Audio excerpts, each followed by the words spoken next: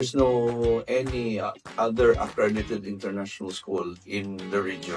So we might as well put one here in the region, specifically here in Tacloban City.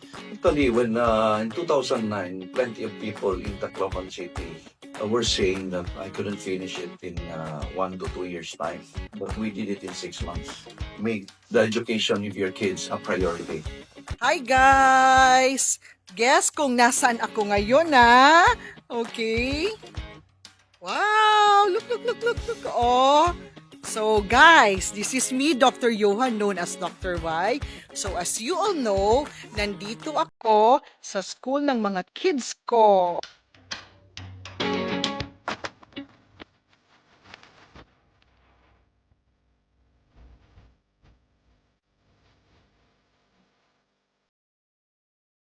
So, nandito actually ako to interview a very important person natin. So, I'll meet him in a while, but excited ako to let you see yung campus nila. Wow! So, yon. So, meron silang playground. Yan.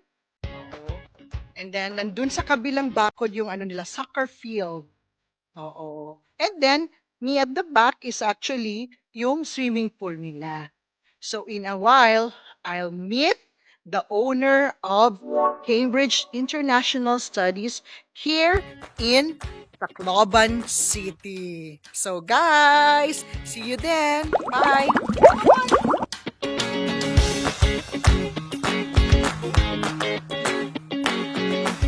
Guys, ingat-ingat lang tayo kasi baka mag-slip tayo. Alam mo naman, slippery when wet.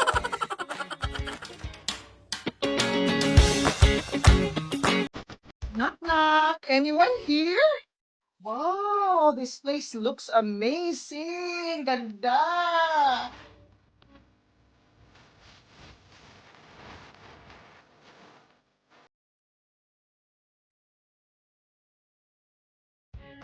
Hello. Ay, sir. CIE. Sir, good afternoon. Afternoon. Nice meeting you. Oo. Sir, thank you for having me here in CIE. And I'm so honored that you will be my next guest for Dr. Y.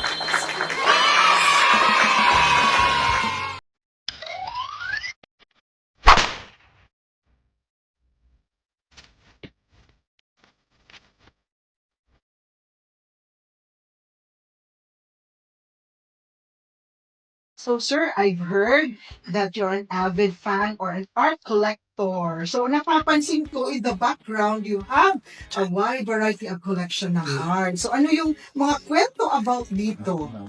These paintings that are here are we used to sponsor an arts competition, national arts competition, and this was I think 2 years ago by the Philippine Postal Corporation in cooperation with us now, and then whoever wins, we get a piece of the painting, an artwork, the first and second and the third.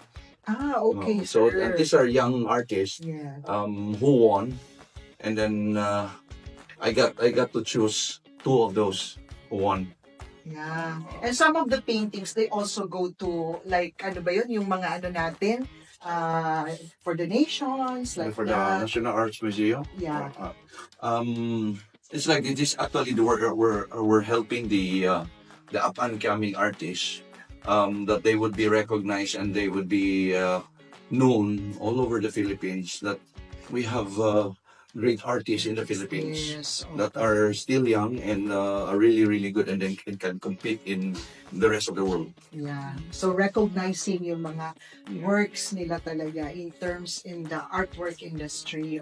So that's very good, sir, that you support these young mga aspiring artists who Yes. want to make a big name also in the Philippine industry regarding in sa artistry. And most of our national artists in the Philippines, they usually join the like Petron Arts Competition, and later on they became national artists. Like for example, Jose Hoya.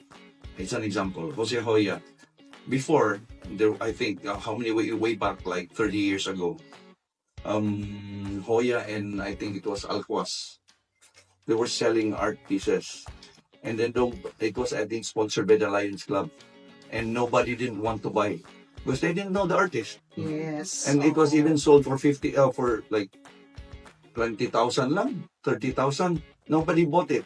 But now, it will cost you like this size. I think it would cost you like 15 to 20 million. Oh, because they said when an artist dies, the It art depends. piece actually it shoots up in terms It of the depends price. if the artists. Ah. Some of the artists are like in Eastern Visayas. That's why I'm quite worried that because when we host national competitions in some other places, they are hesitant to join. That's why I would like to encourage them to join so that they would be discovered. Yes. I think it should be in collaboration also with the government here to help also our artists to be able to compete in national, international competitions. And the amount, the prices are quite okay. Yes. Okay, because so I think we gave 1 million and divided by three categories. Yeah. So first, second, third, and then they get to be known in the Philippines. Like there's an artist that for example, another artist who used to be like for example Romulo Galicano. Mm-mm. He is not yet a national artist, but he won in the National Portrait Society of America. Out of 1,000 entries, he he won, and he was called the master. Wow. So there is a story behind this famous artwork. Have a seat, Doc. Wow. Yes, sir. Oo. I'm so amazed. Feel at sir. home. Yeah, thank you. Oo. Well, kanina pa ako, sir, nakakakita ng magagandang art pieces here in CIE since I arrived up to here in this beautiful room of yours. Yeah. Pero what amazed me is etong table. People, yeah. Oo. What is this all about, sir? This is, I think, the Very design unique. is like a cactus, and Okay. the table and chairs were made by the icon Kenneth, world-renowned furniture industrial designer Kenneth Kamonpoy. Wow, amazing. Oh, amazing to see these beautiful pieces in front of my own naked eye. Wow, naked eye. Yes, guys. And his advice to me was, you can tell this to your students. When he went to college, he went to UP Diliman, and he was not accepted in that ano ba yan? What was it The about? course, sir, regarding Yeah, what was this course? industrial design No, or it was not. architecture. No, not even. But anyways, then he went to Pratt out in New York, and he was accepted. That's the time when he became famous. And then the funny thing there was, he told me that 20 years after, he was invited in UP by the same group to be their guest speaker. But he was not accepted. Yes. So parang the saying goes, sir, when one door opens, a window, when one door closes, a window opens. Yes. And do not be frustrated if you fail, because it's just a challenge. And move on and move forward.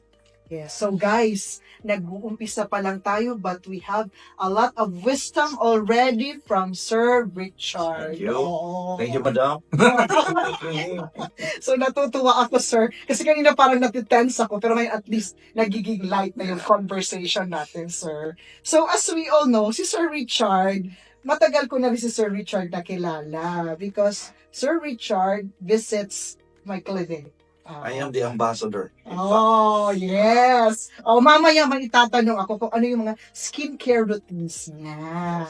But right now, I would like to know more about you, sir. Kasi ang alam ko lang, you are the president of a school, like that. Pero wala pa akong background or anything about you. Actually, I was born and raised in Cebu. And I went to Sacred Heart School for Boys, which is Ateneo de Cebu now.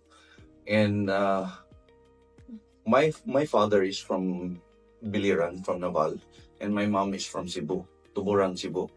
But I grew up in Cebu, and but when my we had our business in Naval, but I was always in Cebu. So I just go to Naval during summer vacation. Okay. So basically, sir, you were always away from your Yeah, family. yeah. I'm more closer actually to my mom's side than my father's side. I didn't even know my cousins and my a few of my cousins only. But I had later on I knew that there are plenty of aunts in Naval. Oh, yes. So I call them I acknowledge them as my cousins. So at an early age, you were noted as very independent already. Yeah, because Oh. my parents' business were failed during when I was in high school.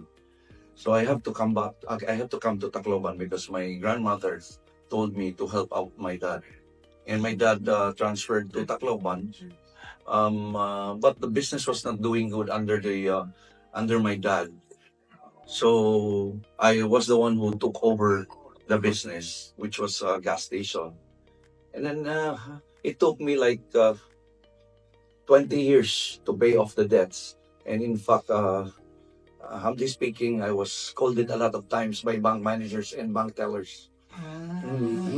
So sir, dapat pala hindi lang magkimkim ng ng galit sa loob, even though if you are rejected so many times. Yes, Oo. but it's a challenge on my part to do better, and one of these days they would accommodate me as their valued client. Yes. Uh, Oo. because some other people would always say one of these days, but they never did anything. So basically, you make things happen. Yes, Oo, yes, importante. so my advice for the young people, young businessman or young people would be do not do what the rich do. Do what the rich did. Should be that. That should be. Okay. So yun. So another thing to make things light. Ano naman yung mga interest niyo, sir? Like hobbies? During my high school days, I was into basketball. I was the captain. When I arrived Tacloban, I was second year. I was already the captain of the basketball team in Sacred Heart. Sabi niya Ah, namin. so heartthrob ka, sir. Sabi niya Yung namin. sabi sa akin, narinig ko yun. From your mom. Nakikita yung age. I look young. Yung may halata, sir. Youth class. Yes. So you were the team captain, sir. Yeah. And Oh, then- so yung interest mo, sir, was more on sports during your younger yes, years. yes. Oo. I did well at first as far as my education was concerned, but because of my parents were not there to, it's very important for parents like you, because since your kids are my students, to be supportive with them, because they would, remember those times that when they were in school, you were there for them. Yes. Which I could remember when I graduated fourth year high school. I was alone, and I could see my classmates' parents were there. And then after graduation, I just went home, lie in my bed, folding bed, and cried. Why? Because my parents were not there. And I could see my classmates, they were eating outside, they were having, they were celebrating. But me, I went home directly and lying on my bed and crying because, I missed the fun of my parents being there. So yun. So actually, sir, I think doon yung hugot mo. That's why for us also, my father also came from a poor family. Ang only way niya to be able to improve his life was actually education. That's why kami na mga next generation from my father, he really imbibe yung values na to value education, because that's the only way or your key to be able to improve your life. Oo. And I'm very thankful, Madam Doctora, Ayun naman po, sir. that you have you entrusted your kids to in my school, this is CIE. And what did you see in our school that you were really trusting our school to put your kids in CIE? Okay. So actually, sir, I have heard a lot of good things about CIE. And when I had kids, my ultimate goal was, since ako nakapag-aral po ako sa public school, so like LNU, nothing against public school because I graduated from LNU and also Philippine Science, but someday I also hope my children to send them to international school, so a private school. And yun talaga yung isang dream ko. Oo. And I saw also yung values na nai-instill sa mga bata. Very important, especially being independent at a very young age. Kasi at a very young age also yung parents namin, we were sent already to Manila to go to school there. So they were always away from us. They would always come when there are only special events. So gusto ko rin ma-experience nila na even we are not always there, that they can stand up on their own. But And at be the same, independent. yes, being independent, and the good education that they will get also from CIE. But at the same time, it's not only about education, it's also building the character of the child. So basically, holistic siya in approach. Because I noticed through the years that my kids were here, I noticed that the students knows how to sing, dance. Sabi ko, oh my God, nakaka-pressure requirement. Sing, dance, host. They should know how to play the ukulele, the violin. They should know how to swim. Yeah. Sabi ko, Balance. so Balance balanced. there. Everything is there. Yes, And yes. then I could see that my children are very happy. So I think learning should also be very fun. It should not be imposed on us. Kailangan ganito, Not ganito, purely ganito. academics. That it's not purely academics, but it's also building their character. Now, when they go out in this world, ano sila? It's everything is there. It's the complete package. And they will be Oo. ready.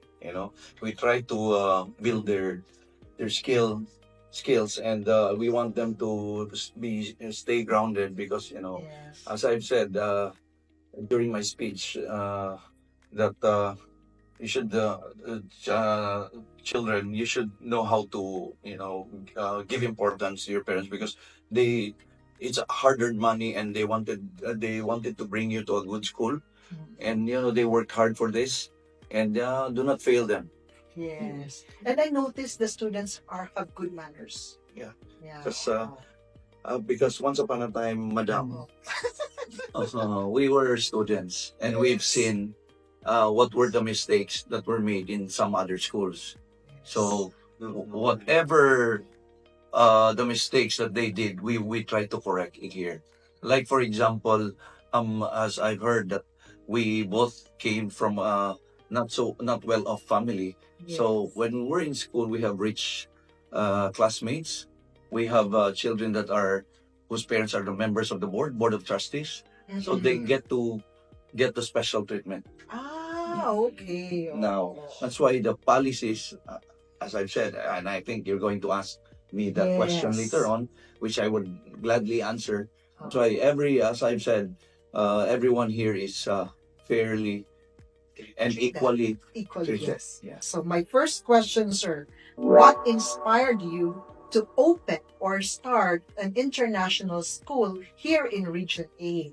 And when did this school start? Okay. It's what inspired me was since Region 8, this is where we are right now. Yes. And there's no any other accredited international school in the region. So we might as well put one here in the region, specifically here in Tacloban City, because most of the population and people, this is the center of Eastern Visayas. So most of the people from Samar and other parts of Leyte, they come to Tacloban. Oh. This is where also the big airport is. Airports, yes, and all the business. Yeah. So it is my honor also to bring in at a lower and cheaper cost than the other international schools in Cebu and Manila. Like in Manila, they're charging 500,000 to 1 million one school Yes. year, in one school year. And in Cebu, they're charging, like Cebu International School, I think they're charging like 500,000. We're only charging 100 to 120. That's for 1 year. And that includes the books already. And we can only accommodate 300 students and no more than that, because I don't want also my staff and my teachers to be burdened with so much students, because I wanted to earn more. Yes. No. It's we only can accommodate up to 300. I won't be adding more classrooms anymore, because there are only 20 students per class, and so that we can really focus on the students, because there are students that are slow learners and fast learners. So not all students are intelligent, smart, and we have our teachers have been trained to adjust. And then that's why Tacloban City is fortunate to have one accredited international school, so they should take advantage of it. Okay. When did it start, sir? 2009. And how many students when you started? Actually, when in 2009, plenty of people in Tacloban City were saying that I couldn't finish it in 1 to 2 years' time, the building of the facility and of the campus. But we did it in 6 months. That's what I've been telling. If you stay focused on anything that you do, you know, it was made. The school was built in 6 months' time, and after that, we were judged again that since we had only 40 students, and then, That's already spread, sir, from the Yes. nursery up yes, until we wanted to go high directly school. to year 12, since if you're an international, and then by that time K to 12 was not yet signed into law. Yes. So an international school should be up to year 12. And I wanted really, with or without students, I wanted my our school to have from toddler till year 12. Yes. But I think DepEd didn't allow us. DepEd just allowed us until year 8 at that time. So we gradually, year 9, year 10, because I do not care. Even if we have no students, in fact, our first graduates with only 4 students. Okay, sir. And then after that, they said that we might close shop in 2 years' time, since we had only 40 students. 40 students. Yes. But here we are. Yeah. We are on our 15th year. 15th year and it's still growing and Yes. growing, sir. So now I'm surprised. Like in incoming grade 3, there are already 20 students. Yes, and Oh. actually we try to improve every year, because we have to upgrade, and we have to upgrade, and check on all angles where safety should be, the priority. Yes. I noticed also, sir, that since Cambridge is already K-12 ready prior to the Yeah. how they Signing call into the law. signing into law of the K-12 K-12, program. So CIE is patterned under the Cambridge Yes. curriculum. Yes. In fact, we're paying 20% royalties. Mhm. Would you imagine, with this 100,000, we have to pay 20%, so we get only 80,000, and that's where we get the salaries of the teacher, electricity, and everything, the maintenance of the campus. So that's why, as I call, this is a bargain sale. So they should take advantage. You set aside your ego, your pride. What you should, make the education of your kids a priority, and then as much as possible, because we look expensive, and but we train our kids to be humble, Yes. and we always tell them not to pressure their parents to buy them things that are expensive. Yes. But actually, sir, I noticed, because I've tried to ask around. See, even if CIE is expensive in terms of tuition fee, but if you actually look at it, it becomes also less expensive, Yes. because you don't have to pay any monthly extra expenses. They just don't notice na they are really actually spending more because of the monthly expenses.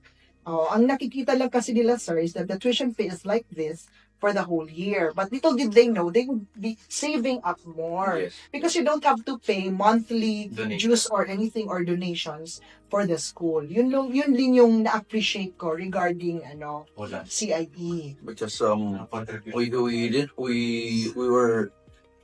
were honest enough outright when a parent comes to school and pay their school fees. We always tell them everything. And no hidden charges and other like donations, fundraising, and we don't do that, because as I've said, not all people in Tacloban are rich, so they just wanted to bring their kids to a good school, Yeah. and then they even pay monthly, and which we allow 3 months, 6 months, 8 months.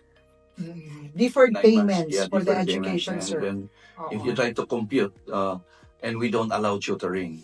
If you try to compute in other schools, tutors charge like now I think the running rate would be 1.5 for English, 1.5 for Chinese if there's a Chinese. So that would be 3,000. 3,000 times 10 months, that would be 30,000 on top of the existing tuition fee. That's why I'm quite surprised since all their facilities and the land that they're using are all donated. How come they still ask for donations and do fundraising since everything is donated? There's nothing to recover. Yes.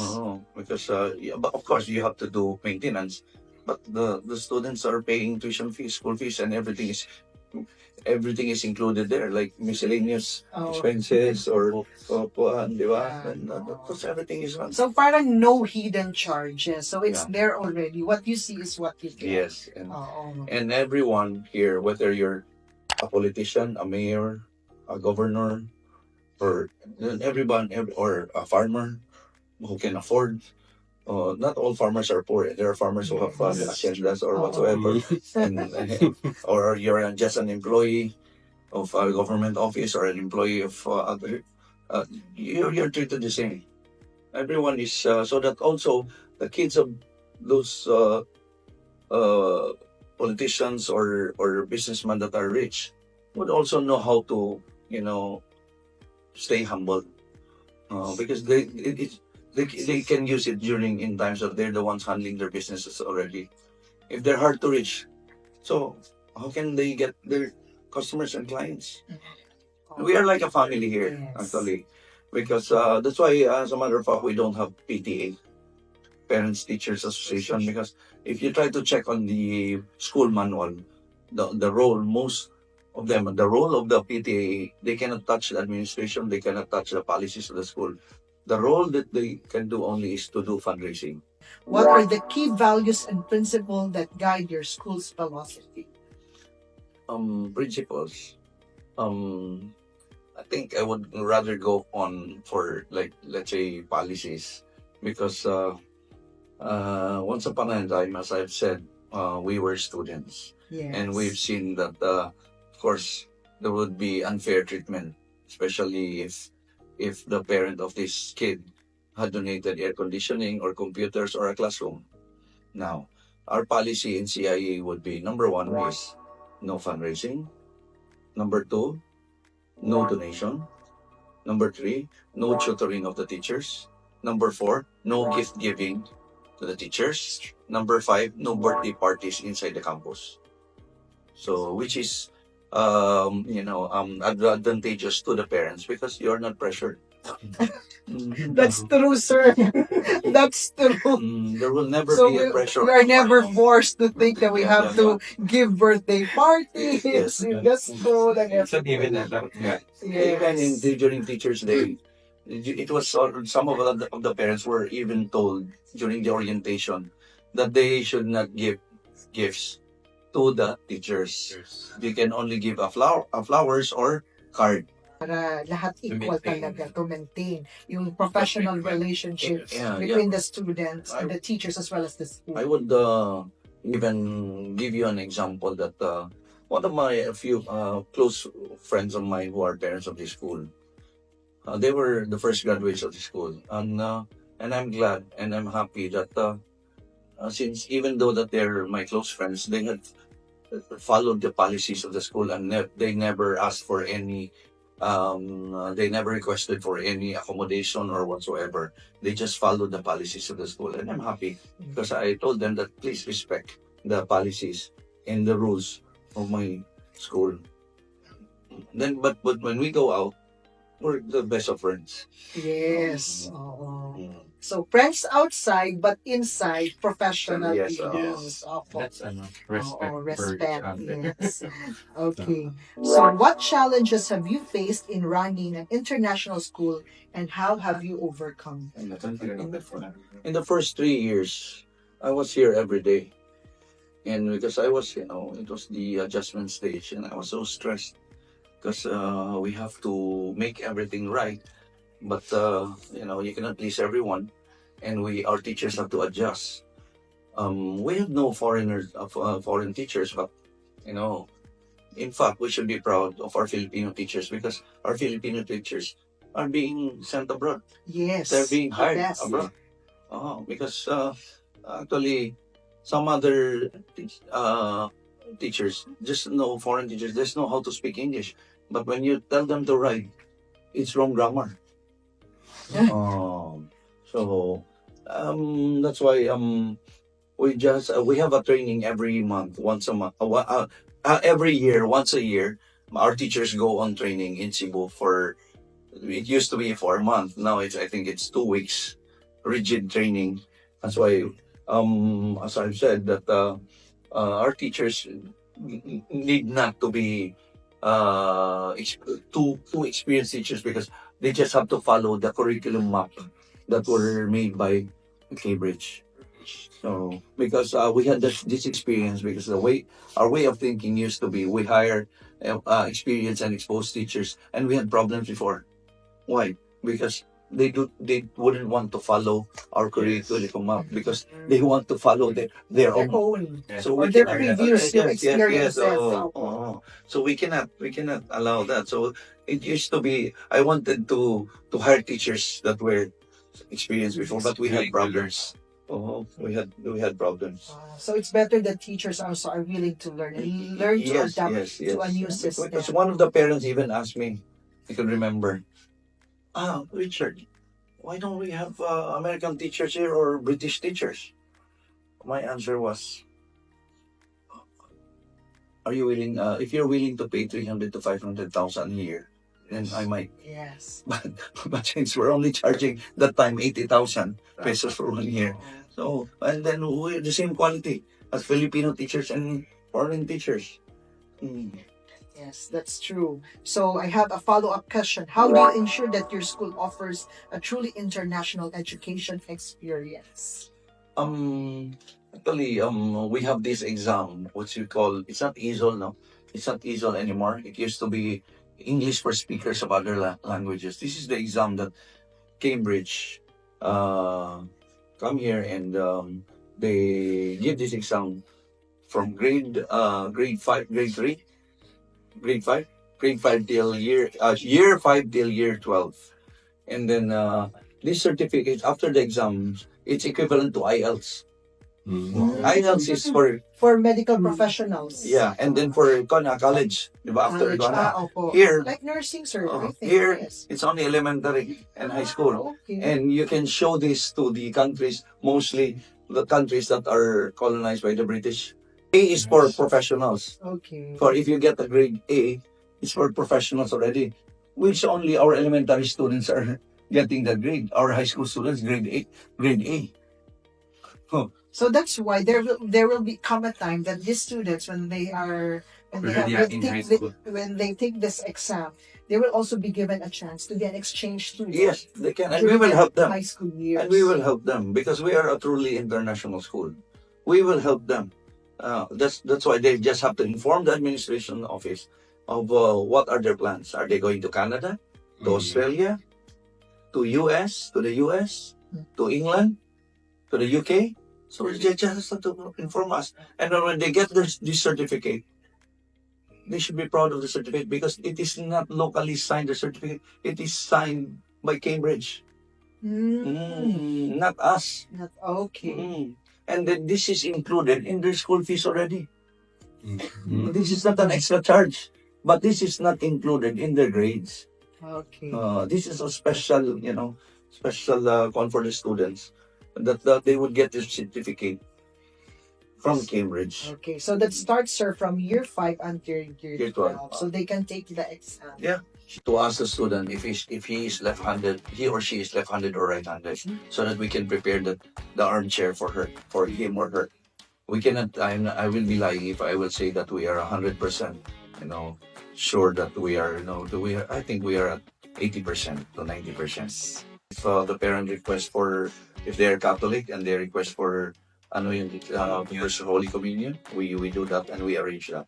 And I'm using this sunblock, and it's for you to know and for you to find out